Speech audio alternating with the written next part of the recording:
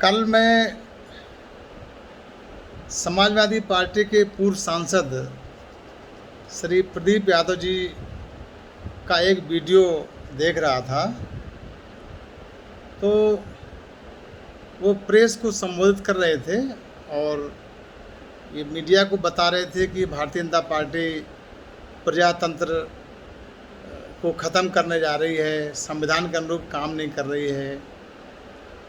तो मुझे भी समाजवादी पार्टी की सरकार के प्रजातंत्र की याद आ गई और मैं आज इस वीडियो के माध्यम से समाजवादी पार्टी के पूर्व सांसद श्री प्रदीप यादव जी को जवाब देना चाहूँगा कि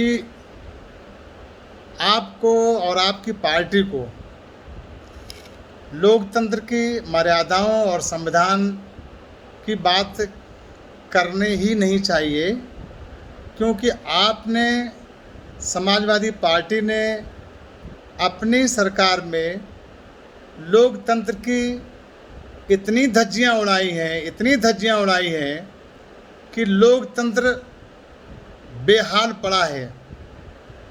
यद्यपि मैं यहाँ ये बात स्पष्ट करना चाहूँगा कि मैं किसी भी प्रकार की अलोकतांत्रिक गतिविधियों, अलोकतांत्रिक कार्यों का समर्थन नहीं करता हूँ, लेकिन मैं समाजवादी पार्टी के सरकार के श्री प्रदीप यादव जी को याद दिलाना चाहूँगा कि समाजवादी पार्टी की सरकार में ही जब औरैया जनपद का जिला पंचायत अध्यक्ष का चुनाव हो रहा था, तो उस समय शबाना बेगम बहुजन समाज पार्टी की प्रत्याशी थी अध्यक्ष की।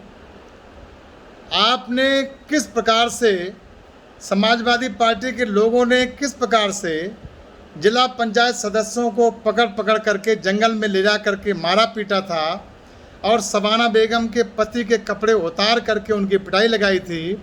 और समाजवादी पार्टी के गुंडों ने शबाना बेगम से पूछा था कि आपको जिला पंचायत अध्यक्ष का पद चाहिए, अपना पति चाहिए। तो शबाना बेगम ने कहा था मुझे अध्यक्ष का पद नहीं चाहिए, मुझे अपना पति चाहिए। तो आपने उसके पति को छोड़ा था और जबरन अध्यक्ष का चुनाव जीत लिया था। ऐसे एक नहीं, विधुना 27 फरवरी 2006 को मैं स्वयं पीड़ित हूँ कि विधुना ब्लॉक प्रमुख का चुनाव हो रहा था। इटावा औरैया के सभी गुंडे अपने अपने असला लेकर के वहाँ पहुँचे हुए थे।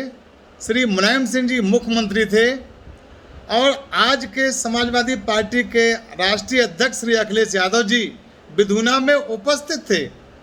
वहाँ पर उन्होंने जबरन हमारे बीडीसी को खींच करके सीओ के द्वारा, एसओ के द्वारा, कप्तान के द्वारा खींच करके बीडीसी को छीन लिया था और जबरन चुनाव जीत लिया था, जबकि बोर्ड भी नहीं पड़े हुए थे बीडीसी के। इतना ही नहीं, हम लोगों को घेर करके हजारों पुलिस के लोगों को, पीएससी के लोगों को लगा करके जितने बीडीसी माया गेस्ट हाउस में उपस्थित थे विधुना में, उन सबको गिरफ्तार किया था और सबको जेल भेजा था। तो मैं प्रदीप यादव जी को ये बात कहना चाहूँगा कि आप किन लोकतांत्रिक मूल्यों की बात करते हैं। आप जरा इस प्रकार के आदर्श की बात करते समय आप अपने सरकार के कार्यों को भी याद कर लेते तो ज़्यादा अच्छा होता। और मैं प्रदीप जी आपको खुद भी बताना चाहता हूँ कि आपने अपनी राजनीति की शुरुआत किन लोकतांत्रिक मूल्यों की रक्षा करके पूर्व ब्लॉक प्रमुख राधे श्याम यादव के साथ कुकृत्य करके आपने कैसे अपनी राजनीति स्टार्ट की है, तो उससे तो ये सब कुछ ठीक चल रहा है। भारतीय जनता पार्टी ऐसा कुछ भी नहीं कर रही है जिससे लोकतंत्र की मर्यादाओं का हनन हो। आपका तो पासंग भी नहीं कर रही है। आपको तो लोकतंत्र की, संविधान की बात करने का कोई हक ही नहीं है। आप एक नहीं, हजारों ऐसे केस हैं। चुनाव के दौरान एक उन्नाव का क्षत्रिय समाज का दरोगा भरी कचहरी में उसका मर्डर हो गया था आपकी सरकार में। आपकी सरकार में कितने लोगों के जबरन पर्चे खारिज कर दिए गए थे। आपकी सरकार में लोगों के मूंछें उखाड़ दी गई थी सैफई वालों की। आपकी सरकार में जबरन जिला पंचायत सदस्यों के सर्टिफिकेट फाड़ दिए गए थे।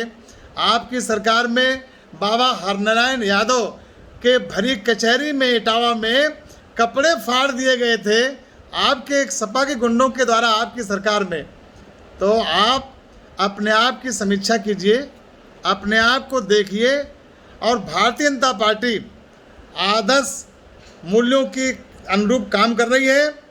जहां चुनाव हुए हैं, मतगणना हुई है, जो जीता है उसको जीत का प्रमाण पत्र मिला है। अगर भारतीय जनता पार्टी जबरन करती तो हमारे जिला पंचायत के सदस्य इटावा में औरिया में हमारे कम नहीं आते, हम ही सब सदस्य जिता लेते। इसलिए हम भारतीय जनता पार्टी पूर्ण लोकतांत्रिक तरीकों से अपना कार्य कर रही है। आप अपने गिरहवान में झांक करके देखें कि आप कितना अच्छा अपनी सरकार में काम करते रहे हैं। मेरी यही आपको सलाह है। धन्यवाद।